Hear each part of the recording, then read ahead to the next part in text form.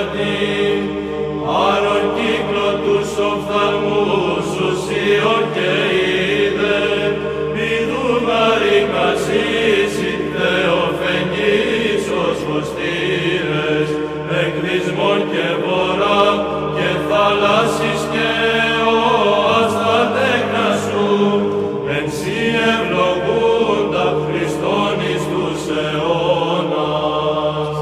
Και νίκαια είτε εις τους αιώνας των αιώνων. Αμήν. Πάτερ παντοκράτορ και λόγε και πνεύμα, τρισήν ενιζωμένοι, εν υψηλίας δε Χριστού κοινωνήσομεν, μιμνούντες αυτόν ως Θεόν εις τους αιώνας.